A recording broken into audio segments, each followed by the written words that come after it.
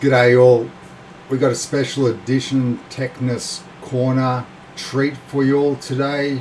Basically, we all know about the Newegg kerfuffle, and today's the day of reckoning. Mr. Steve Burke, aka Gamers Nexus, with his newest upload video, which entails a hefty amount of time, probably about an hour's long, that video. Predominantly, and the majority of the Newegg, should we say, rebuttal to the problems that or crisis that it's facing, with Steve running the helm through a meeting per se, where I'm sure everything is going to be addressed in what is meant to be a transparent fashion that allows for both parties to be heard clearly, hence why the meeting is filmed in its entirety. And what I'm going to do is play that and give you all my 5 cents worth, at least in relation to what I think is being said or not being said under closed doors per se, even though full transparency is at play. So without a moment's ado, let's get stuck right on in. So let's go. Oh, and one more thing. Don't forget your popcorn, or in this case, watermelon, because it's going to get a bit toasty in here.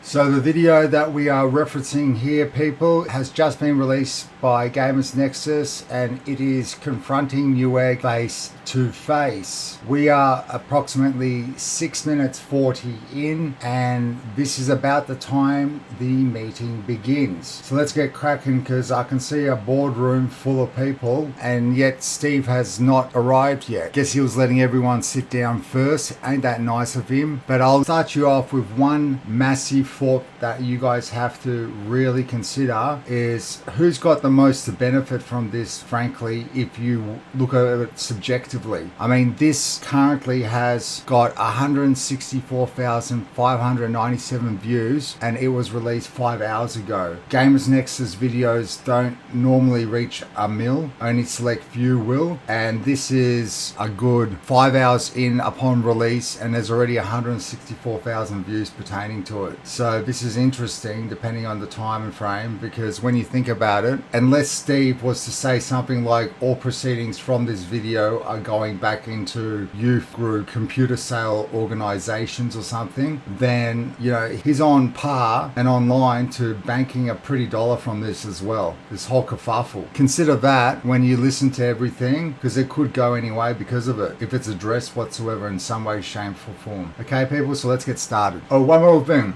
I don't know about some of these, you know, boardroom meeting talks and whatnot. I'm not one to wear a tie, even though there's only one gentleman in this room wearing a tie. Mama used to always say, big thoughts, not big words. So let us go.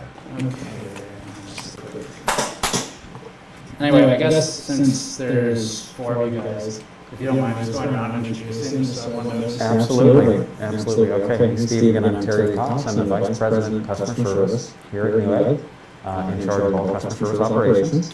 By the way, I have not watched this yet in its entirety. I've only watched the first 6 or odd minutes until we've reached the meeting, so everything you hear from me is completely legitimately at first thought, except for a couple of bits of pieces and extracts that are chucked in, such as was my essential intro and or potentially anything else that will be addressed through transparency, people, and or complete obviousness. But $100, I hope Newegg ain't throwing some scapegoats under the boat, and if they do, I hope it's addressing the fucking situation, not the people higher up who they may have here as, I don't know, new people or pros, which are also mitigating the PR nightmare which may occur because of the fact that they didn't have someone wordy enough in there or smart enough to address it in that sort of a standpoint. So let's just listen to what happens. I'm Vince Aguilar. I am the Director of Platform Experience. I just started this role recently. Just started, people, just started.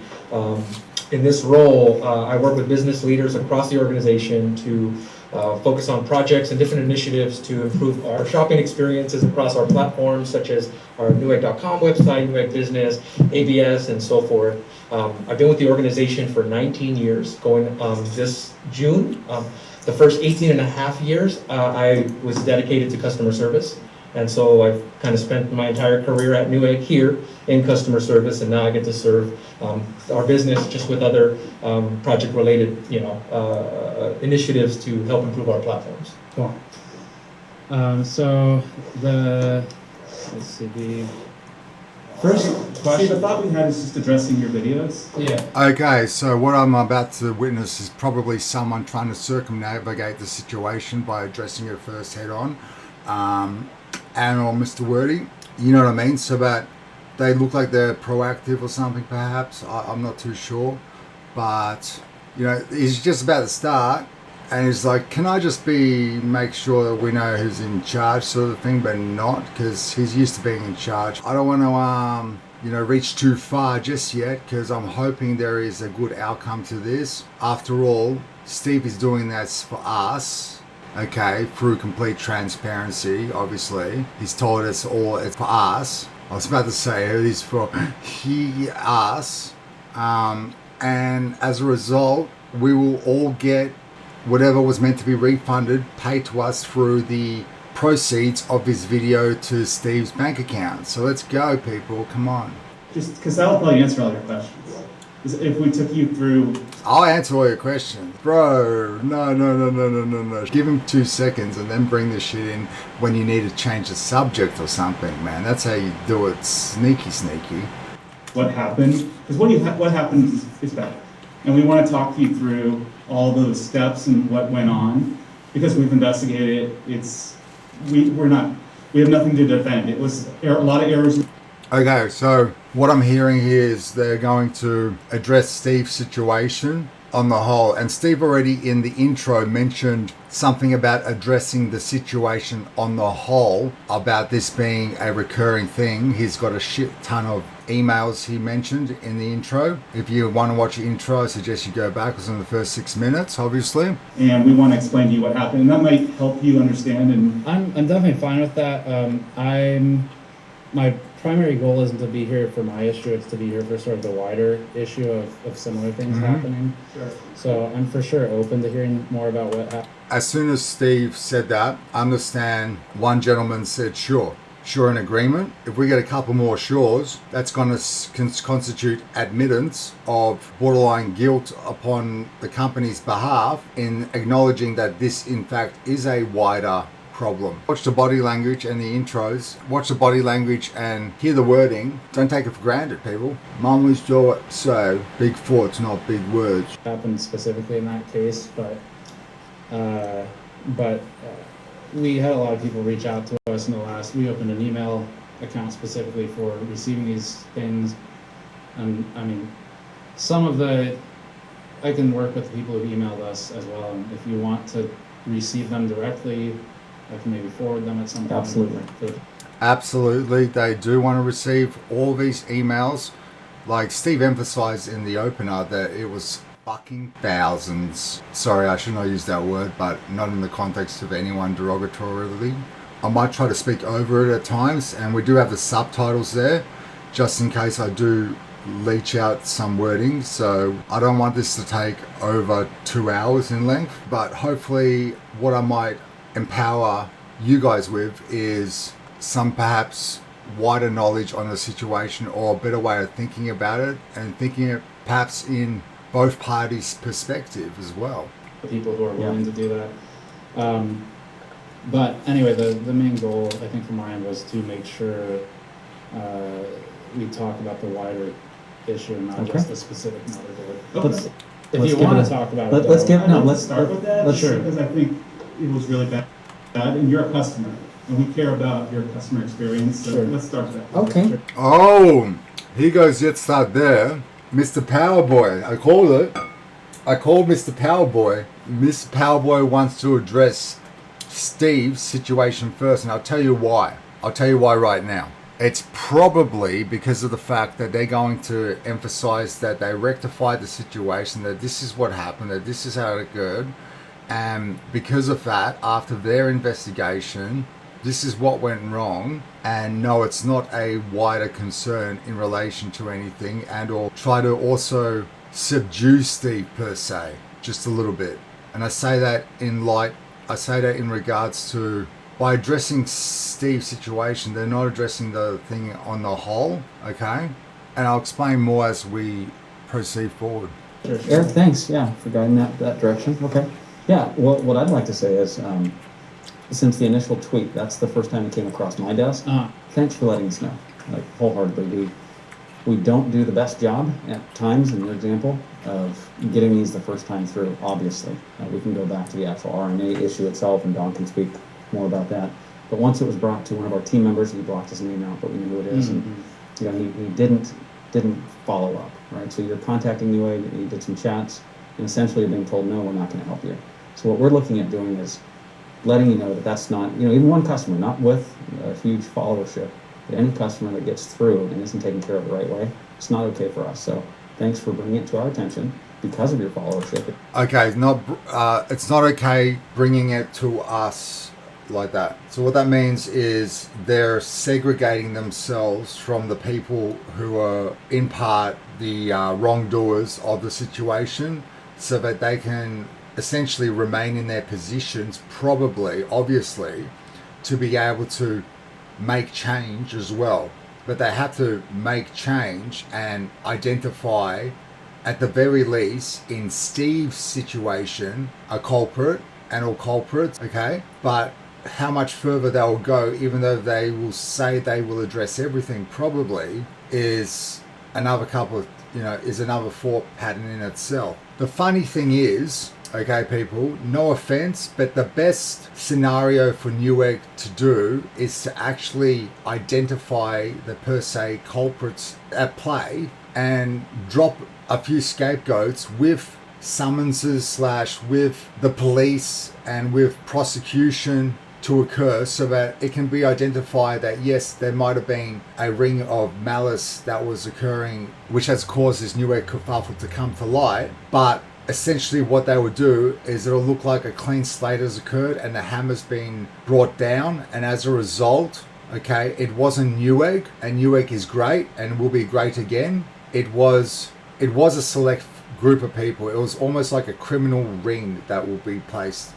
They could do something like that you think will be the worst thing to do. No, instead of this bullshit PR nonsense crap that they're going to help the customer and blah blah blah, if they did something like that, it would seriously be like ripping the band-aid off and they'd be completely fucking fine. But they won't, and if they do, fuck man, get the popcorn, people, get the popcorn. It got to my desk, right, and we absolutely want to just take a minute and say, we're sorry.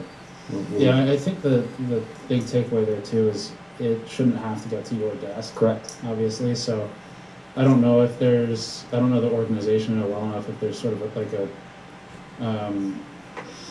a CMO type of person or whoever would kind of be at the top of the hierarchy, but over customer service. But ultimately, it seems like there should be some sort of check where, in the very least, you don't start with assuming the customer's lying, I guess. I don't know, because I run a store too. It's not as high revenue as Newegg. Yeah. We don't ship as many things, but we ship a pretty good amount of stuff. And our general policy is to start with assuming an earnest customer, because it almost never goes poorly, right? It's just like, worst case, you give someone fraudulent a free motherboard. And I don't think that will be exploited too often, and you put systems in place to try and prevent it anyway. Yeah. But just, it kind of, I think, and this is actually one. And that's a great point by Steve. It's about sucking it up. So I've recently had a problem with Amazon, out of all people, and it's like the item at some stage was flipped. This has happened twice to me already. It's like the item was changed or the wrong item has been given, even though the item that was given had the correct box. It was of the same type of item, but not the item specified, get me? And model numbers are different and stuff, so I wasn't making a mistake that I didn't look at the right thing or not. Now, I can send that back to Amazon, and the problem would have been, if they haven't got good customer service, is someone at any stage could say, you received the right item, sir, otherwise it would have never left the warehouse, you probably have changed it yourself, putting a $3 mouse into the box and sending it back saying you never received said item, to either receive the item or a refund. You fraudulent beep, get me? And that's a risk they have to take as a company and hope that not everyone's being fraudulent. Understood? So I can even see it in their eyes. And I was dreading to deal with this because I've dealt with shonky warranty or I've dealt with shonky return sectors of companies as well in my past. And sometimes for the amount that the item costs, I was not willing to find out on my time, okay, whether Amazon is like that and their customer service has that sort of a history. Because I'll tell you right now, with the thousands of people that deal with Amazonia on the whole, $100, if you ask people to come forward, there'd be thousands coming forward with, because finally there's an outlet and it could rival, you could make a kerfuffle about Amazon, frankly, right now, very easily. But at the moment, Newegg's in the spotlight, so no one's going to touch Amazon with a 10-foot pole, at least from influencers in the YouTube scene per se. So that's something to consider as well as we press forward. 1/4 of the emails that I received in the last 36 hours, we vetted these. Most of these are related to the same type of thing, where it's customers sort of assumed to be lying, or assumed to have caused the damage in the very least. So I guess I appreciate that that there was care once it got to your desk, but also Newegg has too many customers for all of them to have to go to you. No, right? So, exactly. And so what I would say to that is identifying them quickly.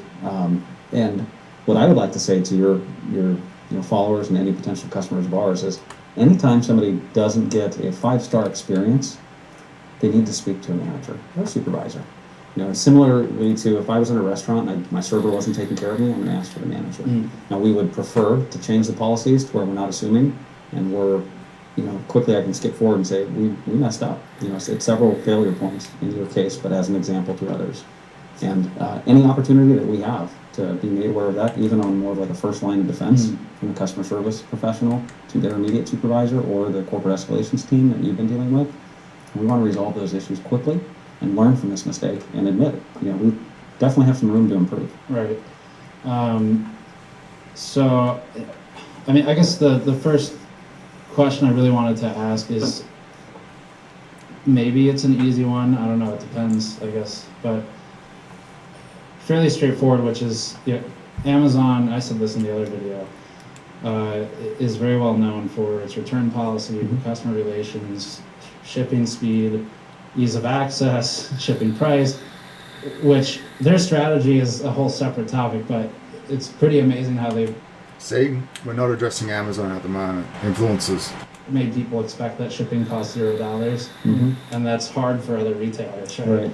So I guess the question on sort of Newegg's side of things is, ultimately with that as the competitor, what is the real reason or the core reason someone should buy from Newegg? No, absolutely. And with Vince's experience, I think he can speak well to the process improvements that we've been making prior to this, your particular issue, to improve the customer experience, and that's kind of his department. Vince, would you like to? So Vince has just stepped up to the role. You have to understand, Vince is speaking in regards to what he will then be implementing per se in relation to this scenario, because his history with the role isn't the case. Although I just remembered, Vince's 18 years is doing customer service, lol. He's just moved up into the role of this position, which is something different in complete in relation of answering this fucking question. That's actually his job. The guy who's just passing it over to the old boss. Get my drift? But not really, because he was never in his role. He was more of a shit kicker coming upwards from customer service. But plenty of experience to deal with it true to form, now that this guy is probably a wordy G-star in some way, eh? To tackle that question? Yeah, so thank you, that's a good question. We've stayed firm in our commitment to deliver the best shopping experience we could offer our shoppers.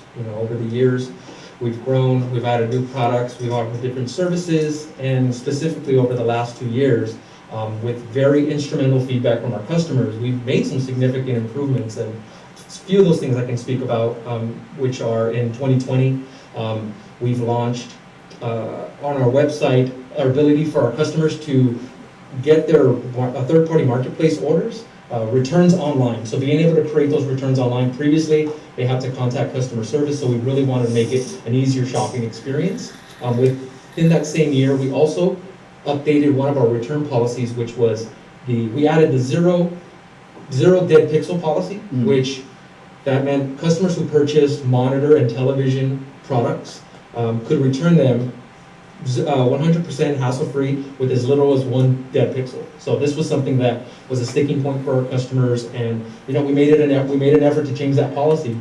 So 1 in every 100 would probably have a dead pixel upon arrival, from my understanding. You have to look at those statistics penning the panels. So they establish more than likely as a business that it'd be good PR for them to move forward with something like that, because that return's going to come back regardless. Understood? That return will come back regardless. But on a side note, that's not as conniving as a business actually saying it is more than normal for there to be 1 or 2 pixels dead on your system or monitor. As a result, this is not excusable as a return merited action. I shit you not. In my years of experience, I've come across companies that have those sort of policies in play pertaining to returns of that type of product. So let's continue.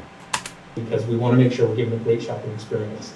Fast forward to 2021, we launched our live chatbot, which this allowed our customers to get some really immediate automation. Let's go, Python people in the house, and as a result, we're all let go.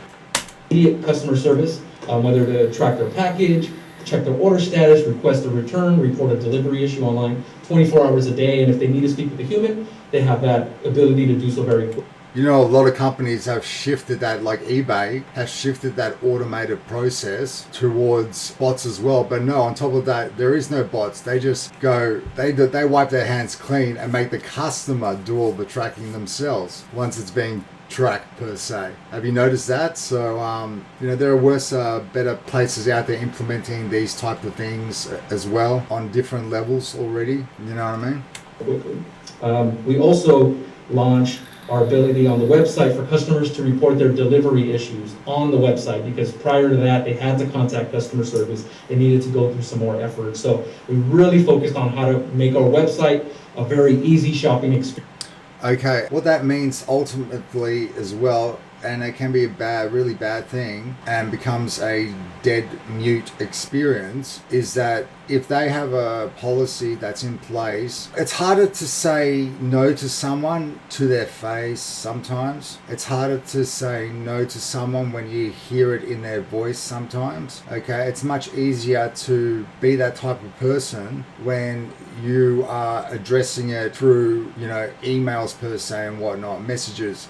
And it's very difficult then for, say, in the customer's perspective, to be able to relate back accordingly to any sort of decision that's made. And or, for example, I'll use another example of mine. The 2 monitors you see literally in front of your eyes produce a borderline part of a larger entity group that sells within Australia, okay? Now, one item is an LED, one is a QLED. We're watching through the QLED right now, peeps. And they're both the same brand, different models, different years, different type of television, using the same remote controller receiver, meaning that if I was to turn one on, I turn the other on. And if I do any action with one, it'll do the same action with the other. I brought this up with them and said, this ain't right. Their rebuttal was, and I said, don't say this, by the way.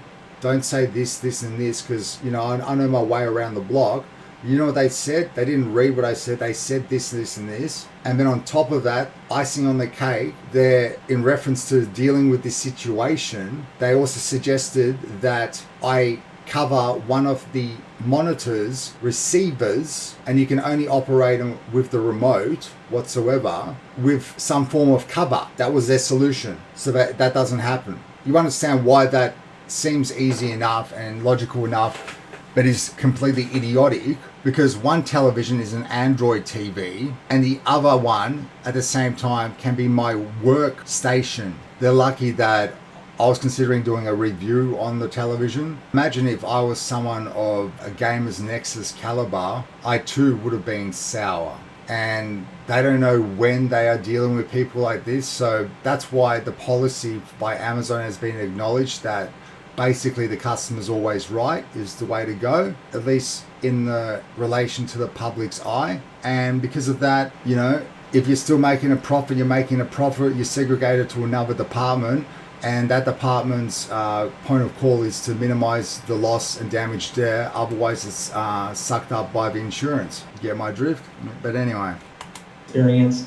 And then we also made some changes to one of our large item delivery policies where if a customer received a damaged product, they needed to report those damages within 2 business days. We've updated that to match our normal 14 business days, so we have a consistent shopping experience for those customers that buy large item deliveries. And then lastly, we proudly launched our Newegg 30-day hassle-free returns in 2021, which means that customers that buy products that are sold and shipped from Newegg that carry that hassle-free return badge can return their product with no restocking fees. We cover the return shipping for products up to 50 pounds. And you know, these were some of the things that we learned from our customers. Our customers are so important to us, and we really care about their shopping experience. And you know, we're looking at how others. There's probably some agreement that they have pertaining to shipping that if it's under a set amount of item, it equates to a quota which can be suffocated by the business on the whole. That's why, otherwise that policy should apply to every fucking item. And imagine that, the burden on any item being shipped above 50 pounds, which is 25 kilos or thereabouts, how much that's going to cost the customer to get sorted, and or they will be maybe more likely inclined not to, or be in a position to ship it back anyway, because they may have spent all their money on the fucking item to begin with. Depends on how you look at things. In the field are doing it, and we want to make sure that we're competitive and we're delivering on that commitment. So it sounds like the policies are reasonably positioned, or in the right place, or come from the right place at least. Based on just what I've read through from viewers and what we've experienced, then I don't think those policies are coming across to the customer. So maybe that's the disconnect. Yeah. So with that, you know, we talk about the procedures and the standard operating procedures and the process in which we use to deliver on those commitments and to leverage those policies, and that's where we saw the breakdown. Right. So what is the SOP for like post-purchase, for dealing with the customer post-purchase once you have their money, and they encounter an issue? What's the step-by-step customer contacts Newegg says Standard operating procedure, SOP. They have X issue. What happens internally? Before you answer the direct question, I want to speak on a higher level too. Sure. I think the sentiment that you're feeling is that might be Newegg, might be other customers as well, but it's the general feeling that you're wrong. We're going to prove it to you, and it could be viewed as some sort of deflection technique, or there's pressures. You know, coming in. That's another thing from some of your videos and others. Is where is that pressure coming from? I think it's a general underlying pressure to be efficient. You know, we ask our people to perform at certain levels, and what we need to do is take care that we've got oversight, and that when things, we're speaking about whatever the number is, hundreds, thousands, whatever it is. In this talk right now, he's actually admitting that there is a department that has to minimize this from occurring, minimize the loss on the company because of item returns. Understood? He actually admits that in about a sentence and a half there, if you can read between the lines. That's what the talk was just then. But let's continue on. The sheer volume of orders and the customers that are satisfied, being careful not to minimize the impact that this has had on you and many other people out there, aren't being represented. And again, I want to go back to even one customer is too many. So if we've got policies in place, and he can speak to those because he's been here for the majority of his career, what can we do to enforce them and make sure we're not applying too much pressure for efficiency? Efficiency is what I'm referring to, is the department, okay? It's not the efficiency department regarding logistics. It's the nightmare department that brings the rain regarding customers' pain. and the quality is being improved. So I think that's the focus of where can we get our team members, and that's where I'm going to tell you, we are going to mess up. We have messed up. One of the I think, and Also, another thing is Band-Aid. So if every 5 years or so you need to strip a Band-Aid for profits, that just might not be a bad thing. and this, so a much more extreme example of we've messed up from a company. yeah. I apologize. I just realized I should probably turn the resolution up a little bit for your Australian internet. Don't blame me. Hopefully it's all good and I don't suffer from something like a company will try to sell you. Do you suffer from buffering?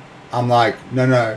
I was saying I'm not suffering from buffering issues. It's my upload rate, which is the problem. My upload. So you're streaming, sir. Yes. When you watch something like Netflix, does it? And I'm like, no. Can I speak to the specialist, please? Can I speak to the technician regarding this? Because this is horseshit.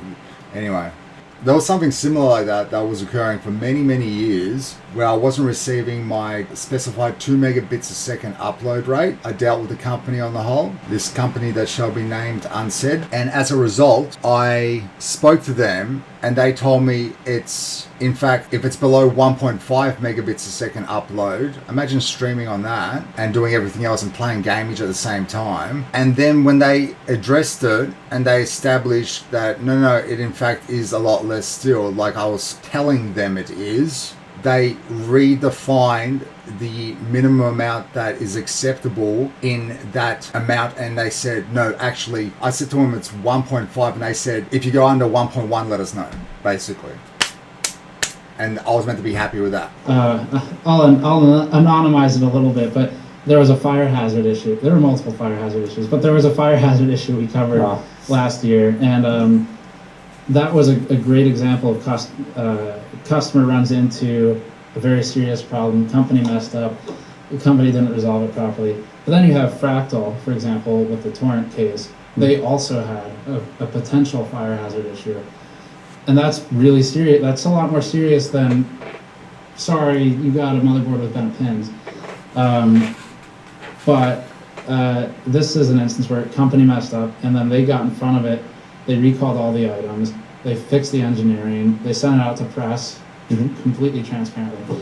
So I think it's fine for a company to mess up, and I think our viewers understand that at this point. It's just about how is it dealt with, right? Okay, so remember the agenda of Steve Burke and what is indirectly occurring here. He can see that as well. Remember that Steve has promoted the fact that he's been an avid Newegg customer for years because he's got no other alternative. And as you heard even in the intro, he doesn't want Amazon to become a monopoly, okay? So understand that if Steve deals with this situation really, really, really well, the irony is he may, in a year's time, if they were smart, he may in a year's time come back and say that they completely changed their way. You can't hold a select group accountable forever when people that were in that position doing that have moved on. And Newegg is that of the old Newegg all over again, and as a result he's also getting the fringe benefit of perhaps sponsorship from Newegg and or whatnot. I doubt that would be the case, but you understand that he could be in a place where a lot and a set amount of costs associated with his business could be also swayed by helping promote their business in a way, shape or form, pressing forward. And Steve's smart enough to even see these types of opportunities for himself if he's willing to take him, perhaps morally, ethically, in relation to everything that occurs and how it's occurring. We are yet to see. We're yet to see if Steve becomes a lot smaller and has to condense his operation. I doubt it will be the case, and he will need to. But if he was desperate, you have to understand the influence out there that are sponsored and are held accountable from their sponsors. You can't say anything bad about your sponsors, otherwise you ain't going to have no money because you're not getting enough views to cover everything in general. Or you might be getting enough views to pay for dinner week to week, but you may not have enough views to pay for the item in dinner. Get me? So thank God the sponsor pays for the item, and as a result you have an income. So that's something else to look at as well. Let's continue. And on this end, like the fact that I can get here is great, but this can't happen for hundreds or however many people, at least hundreds in our audience. No, that's a great example. And I mean, safety is paramount to your health and livelihood. Right. I think finances, though, are, I don't want to say equally important, but they're right up there. The power of your purchase, if the company that you're purchasing from takes it seriously. So some of these particular instances are where we need to change that view from our team members internally. My team members. Again, acknowledgement of the department that is the saying no to the customer, because it costs us money if we say yes in relation to this, so that that department is not. So what the company has to do is address that this department is doing a good job regardless of the fact of how much money they're losing because of what's going through that department. Okay, because they have to acknowledge as a company on the whole and explain to perhaps their shareholders that we had a loss in relation to this because of this and this and this, but in the long term we'll have substantial growth because of this and this and this and this that we provide. Get me?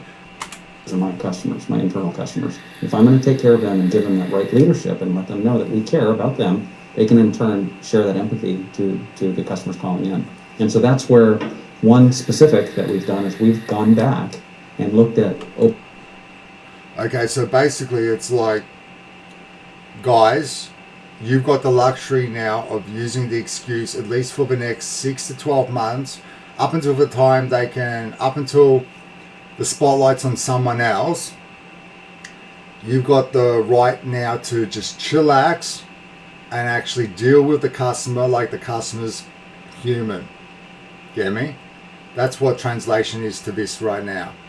Okay, so there will be this, so that there isn't this PS nightmare occurring again for them, because these guys don't want to be in this position whatsoever. Okay. Open box motherboards. It may have been a part of our press release. We've gone back and looked at open box motherboards and CPUs, and have not only already begun contacting, we've already gone through the last year, a couple of them this year, and maybe whoever it was. I don't want to give the numbers. I don't even know specifics. But I have been confirmed that we've already issued refunds to any CPU or motherboard bent pin rejected on the return side.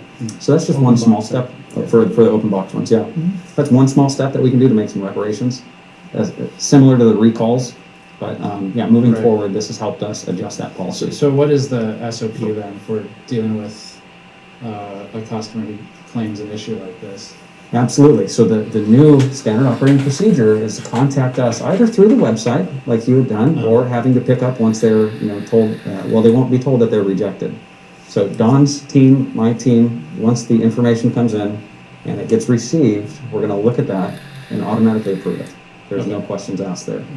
And I think, just going back to taking one for the team, but translation is, oh, let's hope there ain't too many fraudulent fuckers out there. But now that we've done it and we've been doing it this way, we got to do it the Amazonian way. Problem is there may be and there will be. Okay, that is the problem when conducting a business. You have to be careful. If I was to run even a small business myself, you have to be careful building computers for people. You can't just offer your services as a sole trader without insurance. Understood? Okay. If you don't have insurance, for example, you may think that you're building your first, your second, your third, your 10th decent rig for someone, okay, and they've employed you to do so. You may receive someone's computer and it may need attention, and then they'll come back to you and say, now the graphics card's not working, which they flipped with their other one that doesn't work or something, and you're dealing with potential civil action at the very least, or some sort of retributory action that's centered at you when you may have not done anything to begin with. You may be even so blatant as to say, this is stuffed up. And they'll say, the CPU is never stuffed up. No, you asked me to find out what's wrong with it. I'm telling you, the CPU is stuffed up. There was nothing wrong with the CPU. I asked you to check the software only. Do you understand? So on a lighter note, don't think it's all fun and games when you're playing it that way, people. You should have insurance. Look into that before you even get started with one customer.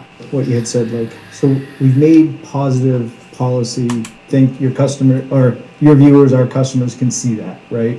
Obviously, you had a bad experience. So the policies are very competitive. I think they're getting to where we need to be with the hassle-free return and all that. In this particular case, other cases that have come through, there's the policy, and then there's the procedure that needs to be followed Right. in order for the policy to work. So this is where we found the breakdown, right? So in our returns, So that's where the kerfuffle starts and ends with them. Get me? So they're in their position. That's where the breakdown occurs.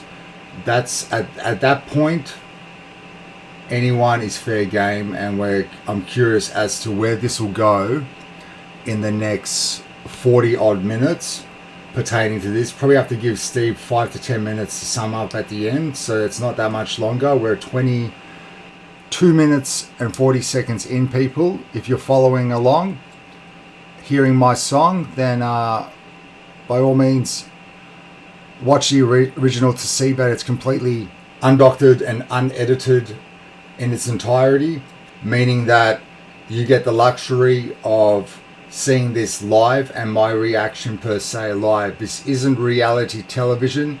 This is the real news, and as a result, Sabluke is not necessarily in the house, but the Techness Corner is lighting up and electricity is flowing everywhere. Just look at my wall, man. You can see it coming from the curtain. Bang, bang, bang, bang. we have redundancies along the way that should be preventing these, and I think it is preventing the vast majority of issues that we have. Are open box or refurb items kept in the same warehouse as new items? They're kept in the same warehouse, but they're kept in completely separate areas. Okay. So if you see a warehouse like literally of 200,000 square feet, the new items are here, and we keep the open box on the other side of the building, completely separate, completely different conveyor line. So there's no possible way that a new item and an open box could be mistakenly picked.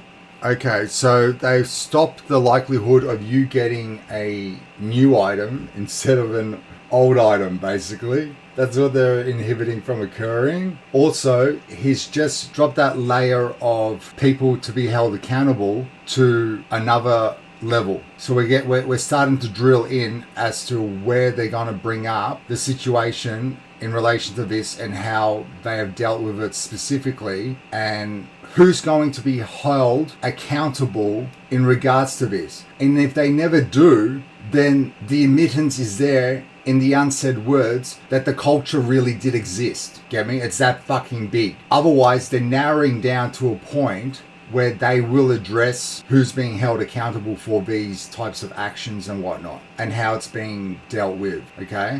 We're going to get to that, or we're going to end up coming back full circle, and Steve's going to have a sponsor in 6 to 12 months. Correct. Okay.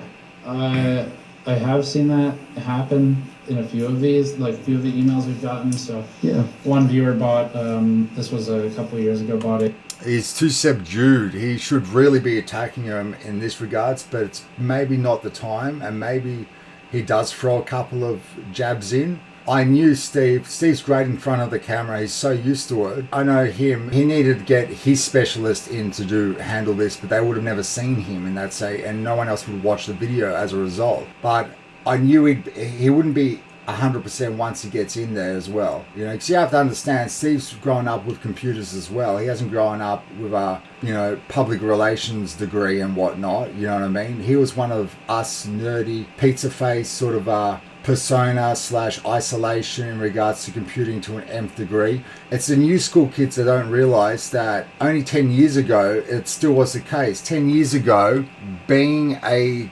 computer gamer, PC gamer, calling someone something along those lines was seen as a bit of an insult. Oh God, things have changed in such a short period of time. Anyways, let's continue, people. 2080 Ti ended up receiving a 680 Ti open box item. Yeah.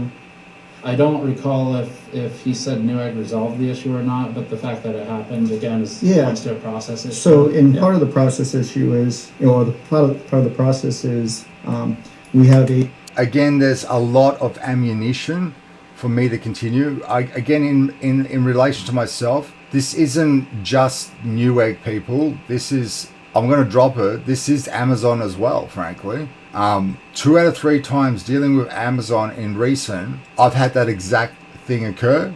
Not in regards to, luckily, $1,000, $1,200, $1,600, and $1,600 part, but the exact same scenario has occurred where I have received a different said item to what was meant to be in the box, okay, and left with the aftermath of having to send it in upon my own expense to get it rectified, to have someone potentially tell me, no, we sent out that item because it's too expensive to replace for him in that department, for that person to acknowledge to his senior officer, and as a result it'll end there, and it generally would if they're inclined to do so, because the onus is on the customer to deal with it through the automated streams, which takes, back and forth bantering until the point of no return, and or eventually complete insanity, or they just give up. Identifying, right, whether this is going to go back in as new to stock, or if it's going to go back in as an open box to stock, or if it's going to go damaged and go to e-waste. So cycle. Do agents look at every item that comes back in when it's returned from a customer? Yes. The physical inspection, like actually open the box and look at it? So We have two. yeah, So now would be a good time, and or drop that ball just a little more and hone in on the person, if they just want to name one person in regards to Steve's case, and or again the group that is being held accountable for this nightmare that is being addressed. Anyway, let's not get sidetracked here. Let's continue on with, I guess, customer relations. These guys essentially, if they look down on Steve secretly through closed doors, this is still customer relations for them, and they're all customer relation reps in that regards at some point or other. It seems like at least 50% of them are, and the 50% of the discussion, if not 90%, has been taken on the point of those two guys you've so far noticed probably. So when we have a receiving department in our center, right? And as everything's unloaded from our carriers, trailers, or trucks, we scan it, verifying that we have the return, that we've received it, right? So then what it does is it goes through our frontline agents, okay? And those frontline agents are fed the returns through a conveyor system. And what they do is they open the outside box, obviously, and they do a manual inspection of, has this been opened or is it brand new? If it's brand new, there's no damage to the box, they immediately accept the RMA, and then they send back to new stock. If there's any exception, they don't have. Okay, so he's just reiterated what the line has dropped further still regarding accountability to this situation, okay? And this is being addressed through these actions right now. If it happens or isn't happening is another story. This is what can be construed as well. And as a result, in Steve's situation, he never opened the outside box. Get me? Okay, let alone the inside box. Watch as this develops and I'll explain further. They don't have rights to deny an RMA frontline. If there's any exception, whether they see damage, whether the RMA is incomplete, which, you run a center, there's supposed to be 3 items, only 2 got returned. Right. Any exception goes to a second tier where another visual inspection is done. They try to figure out what the issue is. And then at that point, even the second tier in the RLC doesn't have rights to deny the RMA. So at that point, what they do is we submit a ticket, basically going to customer service. So that ticket, when we do that, we identify the reason code, missing item, wrong item, missing accessory, damaged, right? And they're doing the inspection on the spot there. They submit a ticket, and depending on the reason code, they answer a set amount of questions. Most of them being yes and no. And then there's a section at the bottom. Does this need any additional comments? Anything else that customer service needs to know to make a decision. And we have the ability to upload a picture if need be. So at that point, the ticket then goes to the customer service team. He has a team. This is in relation to a new item though. New item specific, okay? In relation to Steve's case, the principles in place pertaining to open box items is another, and or the SOPs may be slightly differential or different, okay? That is investigating the different type of exceptions. Do the KPIs fall on the CS team? KPIs, key performance indicators, before we continue. Oh, look, wait, hang on. Let me turn off the subtitles because it looks like that is a thing. KPIs, key performance insights. I've used indicators before as well. In this relation, the key performance or the KPIs, key performance insights, is a means to judge employee performance, often on loss or gain, applies performance pressure to employees. Yankees, really? CS equals customer service. Key performance indicators is the same thing as key performance insights. So let us continue on, because like I said, big thoughts, people, not big words, and I'm a numbskull when it comes to finances, realistically speaking. After all, look at my house. It's this room I live in. Ultimately, for rejections, They do, but what I'd like to add to this is that right now we're talking about a process. It's not necessarily administrative or clerical. It does require a certain level of decision making to look a little bit deeper. Has this customer spent money with us? Are they a new customer? What we do by that so is that already part of the process, looking at the customer's history? It's becoming a part of the process. I was gonna say that's like the problem. That's the one thing we do. Yeah. And I've got one. That's where I get scared. I personally, because I'm aware of these type of scenarios existing and this type of thought pattern occurring, I'm always thinking worse when it comes to RMAs, because I've already RMA'd 2-3 items at all the stores, okay, in my surrounding area.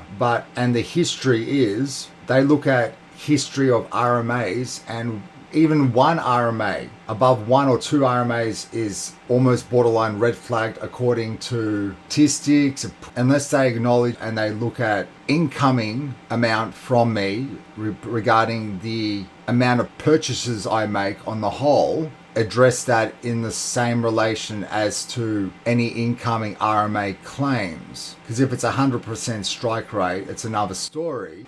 Shipping, Right. and one who does customer service. Right. Well, that's the first thing we do is because not just of have they earned a status, but it's one of the quickest gauges of customers. Sometimes the story it's a little weird, and you get this vibe where you're like, I don't know if they're lying. Maybe this person is lying to me, but a really quick gauge of who cares if they're lying is they've spent thousands of dollars. Yeah, So, and it's not even about the amount of money. Is we have the ability to see how much they spent, if they have an account with us, how long the account's been open, how frequently they purchase. We have the ability to look at their return history. See what I mean? To say, they've returned something once a year. We've never had an issue with them, but they've ordered 50 things and they returned one thing. Or, hey, in the last 30 days, they've ordered 100 products and they've returned 99 of them. Massive generalized black and white examples being pushed here. At what point do you draw that line, and what is the policy in relation to this? Full transparency, if the case, do you at some point acknowledge that someone might have really bad luck, or is there a policy in place? Because again, it's a branch, and then dropping there and addressing that as well. So now we're at 2 points in the lower chain that this is where the accountability is at play, because the top dogs have already said sorry for the pups on the bottom, and change is coming through, and they're just flushing their shit down the toilet, and we'll see where this progresses, guys and gals. We have the ability to see all that, and that's part of the investigation that his team and his team do when they make these decisions. Right. So, yeah, it sounds like some of the policies. What I'm hearing so far is either the policies are good intentioned and poorly executed, maybe in some cases, or some of the policies like checking customer history are coming in really late to a company that's 20 years old plus. Yeah, so that's been in place. Okay. That has been in place. I think. So you're back to poor execution. So it has an Let me execution. give you an Say. example. we're trying to elevate that. Yeah, execution. poor execution, right? And in most of these cases, that's what it is. And yours particular. Let's just go. There was errors that happened. So with Steve, going back. press it then. If that's the case, guys, at what point have you addressed that this poor execution's going? He might just funnel them. They're leaning towards that, and he may actually just pushed them there because of not being able to acknowledge what he's doing himself. Steve's not being hard enough right now. On camera, it sounded like he was going to bring fucking rain and goddamn apocalypse to Newegg, wasn't he? But he's been subdued now. He's constantly being subdued. He even said it after the fact, like he's finally acknowledged it, because this is after the fact. That intro is after the fact. Certain other aspects are, okay? And Steve, because he has to upload the video, so some of this shit is after the fact. Even if he's acknowledging it then, he's not acknowledging that he himself may have been slightly played, or realizes it, okay, and now doesn't want to completely admit it and says it in a negative context in relation to Newegg. No sponsorship, unfortunately, then for you, Stephen. But if you keep your mouth a bit more zip and allow the big boys to get through unscathed, then you never know. Back to open box, an error. Now, when it came back to us, when I explained to you how we answer like the 10 questions, right? Those are required. 9 of the 10 questions are required, right? All the yes and no's. That additional information that would have been needed for yours is, hey, this had recently been sent back to a vendor. It was damaged. It has this sticker on it. Like, we know. We know. So what happened is there was no additional, in this particular case, no additional information put in question 10. Okay. There was no picture uploaded, right? So when that ticket was submitted, what it did is it went to his team, right? So his team looked at the answers, right? And to them, it was a standard case of, we sent this out, nothing was wrong with it, and it came back with bent pins.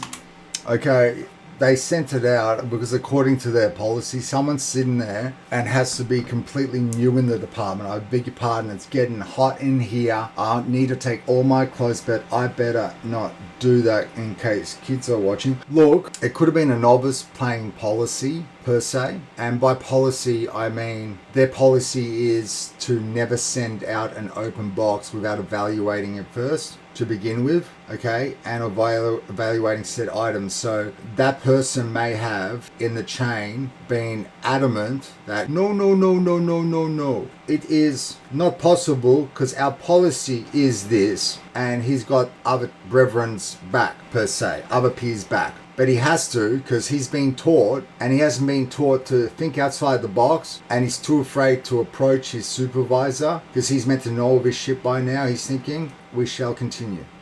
Everything checked off. It was a standard case of, we're suspecting that the customer did the damage. Yes, right? yeah, I guess 2 improvements there then are someone on this secondary team maybe should go get the item and look at it. Yeah.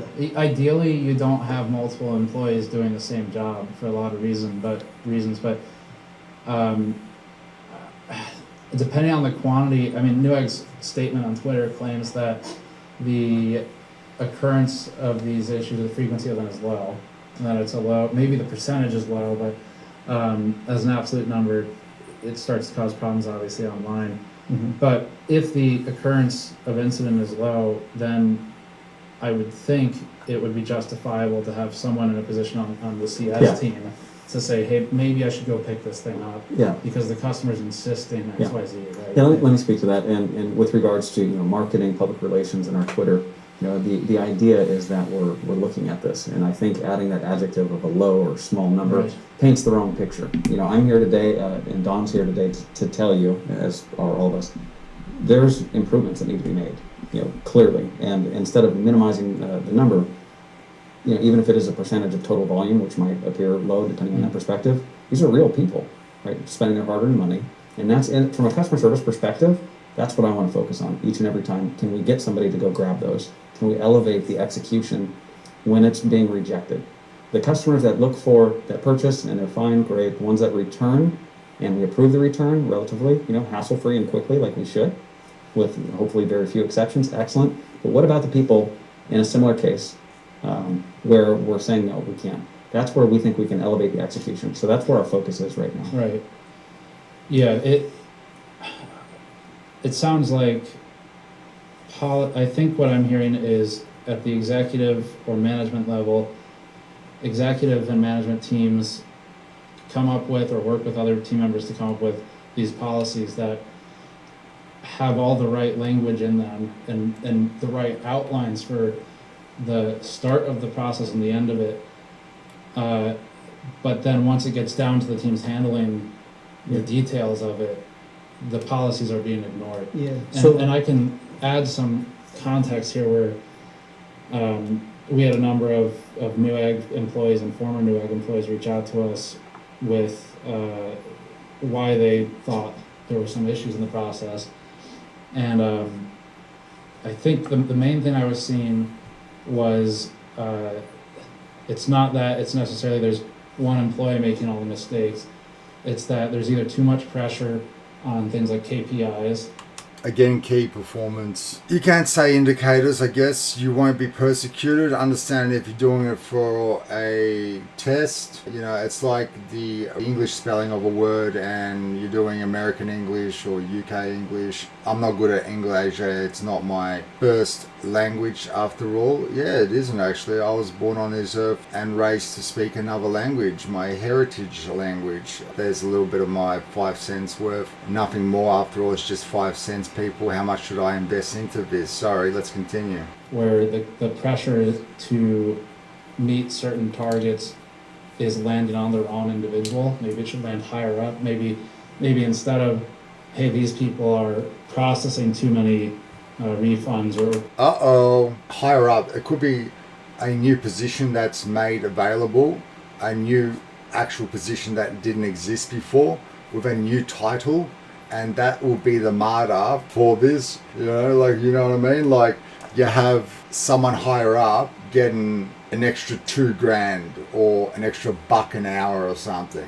And that person higher up, and is just, it's going to be a fucking nightmare, mate. In these guys' position, the job's done, okay? They got Steve by the fucking balls, and Steve don't even know it yet.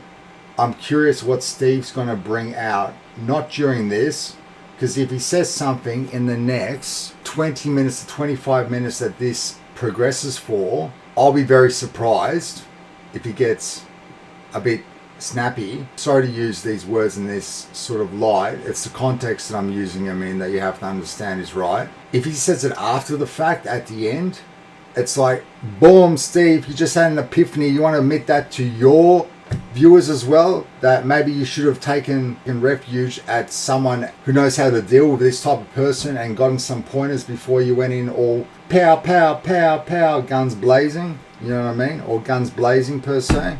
But anyway, so he's doing the best he can. Who's to say that this position, putting yourself in this position wouldn't even be intimidating for most folk? Yeah, maybe Steve is still slightly naive because he spends so much time in front of the camera as a one-man gang, okay? He's just expanding his gang now, but yeah, I don't know. Because I'll tell you right now, someone who you'd want in that position, you know, a guy like Robitech, is it Robitech? Not to be confused with Robitech. We all know Robitech, which is R-O-B-B-I. Robitech, if you know anything about him, he had a position in Bungie overseeing said company per se on a higher level. And now he's building computers and being sponsored by, guess who? Newegg. Robitech, on a live note, will be perfect to bring in because he can be the guy on the ground level with all the experience and worldly experience and being able to deal with these situations on that level. Get me? Just like someone who wants to retire to a tropical island per se. Surprisingly, they may have a small bar opened up and they'll be like humble as pie. It's like my first bar, blah, blah, blah. But in actual fact, they're retired now, okay? But they just can't help the fact that they're programmed to work. So that's in their retirement. They've opened up a resort fucking bar and some G-stars trying to take advantage of this new bar owner, and they don't realize they've been corporate sharks all their fucking lives, and now they've retired down to the tropical precinct. Get my drift? So keep your eyes focused, because some people have eagles, and I'm just hoping, on a side note, come back to this, that Steve's got that eagle eye present, and I'm hoping for some bombs to be thrown in. I apologize to YouTube algorithm, probably screwed me on that word, but bombs to be thrown in relation to this on the whole before the meeting's up, before the meeting is up live and unscripted as well. Creating too much loss. Maybe it's not their fault. Maybe it's the PM's fault or whoever's bringing the product in. They need to establish with the manufacturer of the product, hey, this thing has high DOA or return rate. Can we get a more generous policy from the manufacturer to allow Newegg to return it to the manufacturer instead of putting the pressure on the low level in $15 to $18 an hour individual who's just going to go, this isn't worth losing my job, rejected, let someone else deal with it. Yeah, so let me answer the first question there. So Okay, so on a side note, people, I do have to take a pause there. It is half an hour in. I'm assuming the last 5 to 10 minutes of this hour and 13-minute marathon on Steve's part is the conclusion being made by Steve. I need to take a 15-minute extract because I'm actually in the process of selling. Everyone have a short break right now and get some more popcorn, and we'll continue on with the Newegg kerfuffle saga that has presented itself in this dramatic fashion to all of our tech lovers out there. Live and unscripted with the Techness Corner, people. Let's continue after the break, which shall be instantaneous, but a nice time for you all to pause it. The idea is that we're looking at this, and I think adding that adjective with a low or small number paints the wrong picture.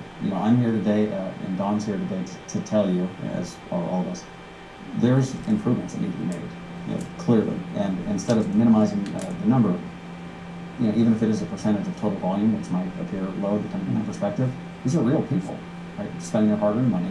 And that's from a customer service perspective, that's what I want to focus on each and every time. Can we get somebody to go grab those? Can we elevate the execution when it's being rejected? The customers that look for the purchase and they're fine, great. Ones that return and we approve the return relatively, hassle-free and quickly, like we should, with hopefully very few exceptions, excellent. But what about the people in a similar case where we're saying no, we can't? That's where we think we can elevate the execution. So that's where our focus is right now. Right. Yeah, it sounds like, I think what I'm hearing is at the executive or management level, executive and management teams come up with or work with other team members to come up with these policies that have all the right language in them and the right outlines for the start of the process and the end of it. But then once it gets down to the teams handling the details of it, the policies are being ignored. And I can add some context here where we had a number of Newegg employees and former Newegg employees reach out to us with why they thought there were some issues in the process. And I think the main thing I was seeing was it's not that it's necessarily there's one employee making all the mistakes.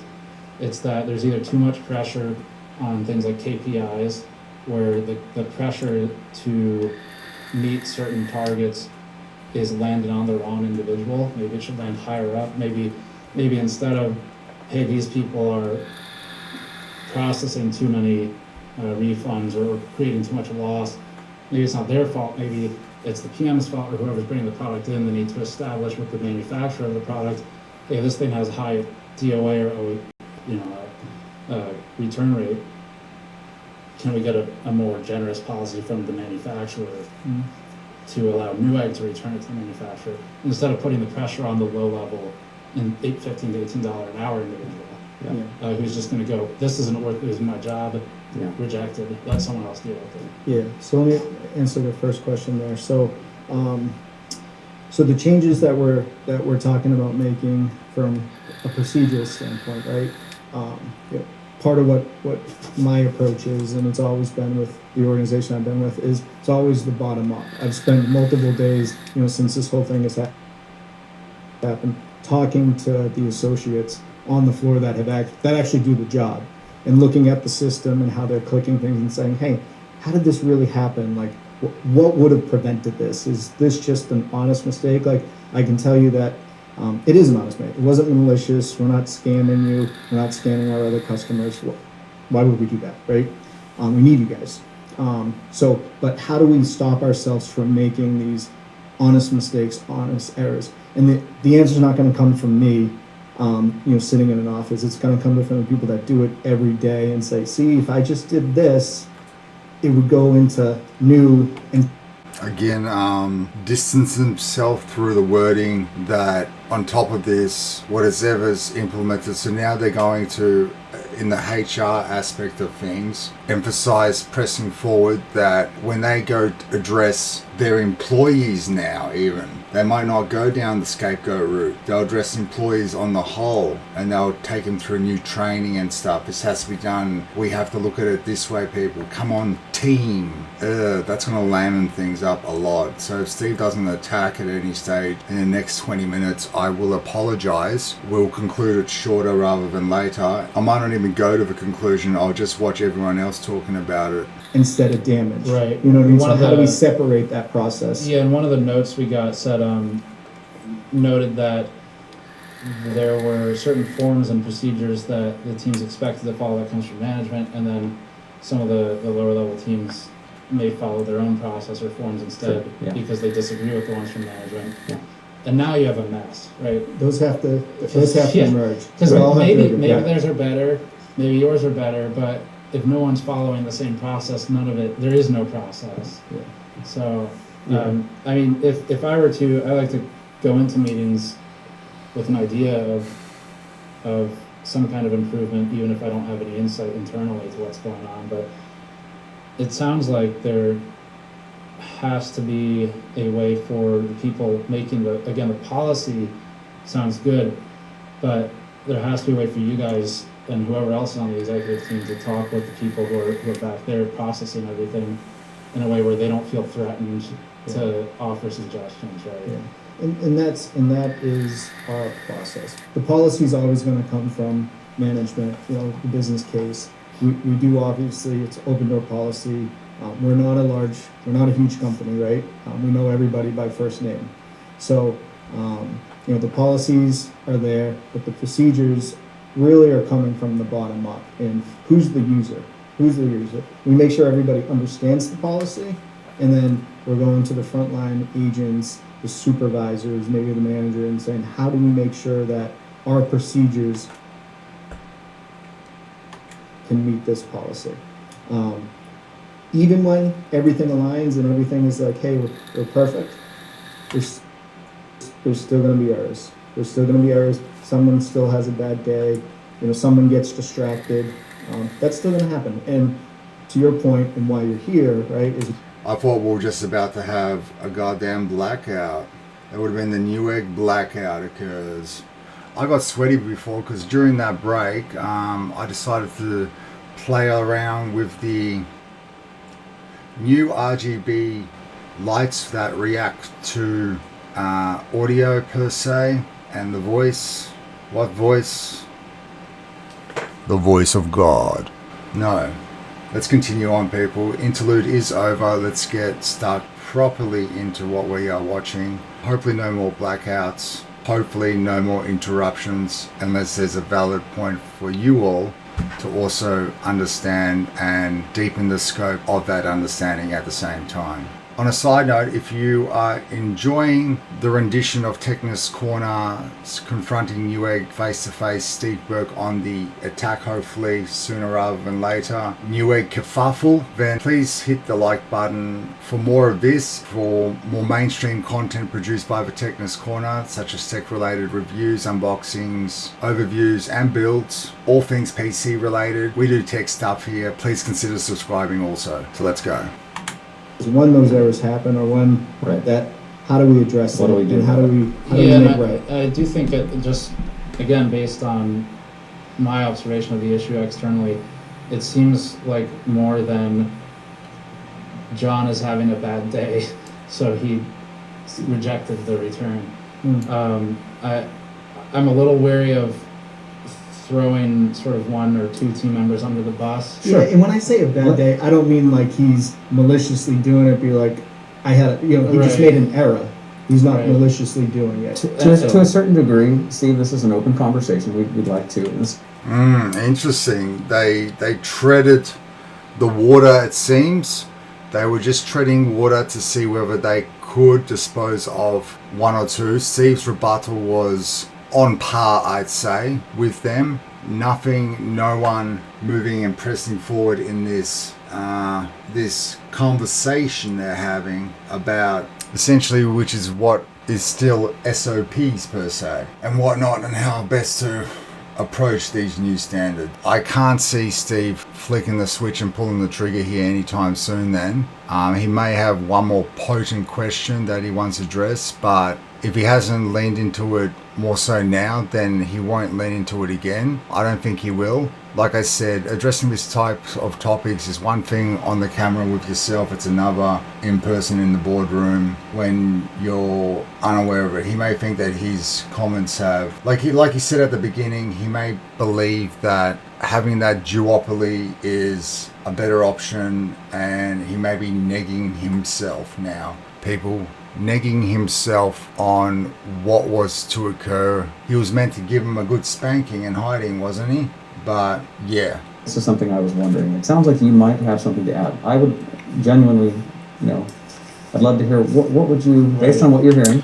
I'll let you in on one other little topical thing. 2 hours / 3 to the 4. It is 12:22 a.m. in the morning. Probably stopped this at a certain point. Was getting other things done before I decided to talk about it. I didn't realize it just dropped. At that time, it had dropped 5 hours ago according to Facebook. We're at 36 minutes 34 in. I'm going to reload at 164,597 people was the amount of views at the 5 hour mark. We're going to see how many views Steve Burke from Gamers Nexus has accrued through this video so far in that short period of time to grasp an understanding of what I was emphasizing earlier on now today pertaining to perhaps himself treading water somewhat shape or fashion because of Under the boss. Yeah, and when I say a bad day, I don't mean like he's maliciously doing it. Because of the fact that there is, and it doesn't unfortunately say how many hours ago this was now, but chuck on another 3 or 4, there's 360,000 views, almost 361,000 views on this already. And with that in mind, generally Steve's weekly news recaps, they go for about half an hour or so, are his staple, one of his staple bits of digestible content for everybody. And they cap out at about 300 to 400k once probably the week's done with, and in this amount of time we've reached that easily. So this is going to go through the mill itself and get digested. Like I said, it will cap out up until a set point, because it's certain content that someone can digest in the full, but if he gets a viewpoint, understand it's for a set amount of time that's required to watch it for the viewing. It's not a percentage or anything of this, because otherwise he may struggle, but that's pretty amazing. Problem being, by the time it gets around, the recap will occur by many people emphasizing the news in a shorter spectrum of time frame and touching on this, that it may stop people and inhibit people from bothering to watch the full thing. They'll just think they got the whole thing already or they had the gist. My job here is to elaborate on it as well and give you the rounded scope, but like I said, much more comprehensively rather than just report on it per se and in its entirety, it seems. So let's stop those interruptions, Sebi. Like, Lukas. I have, he just Right. made an error. He's not Right. maliciously doing it. To a certain degree, Steve, this is an open conversation. We'd like to. This is something I was wondering. It sounds like you might have something to add. I would genuinely, I'd love to hear, what would you, based on what you're hearing, you're here, go ahead. I mean, you're our customer. We appreciate your feedback. I think, Tell us what you think.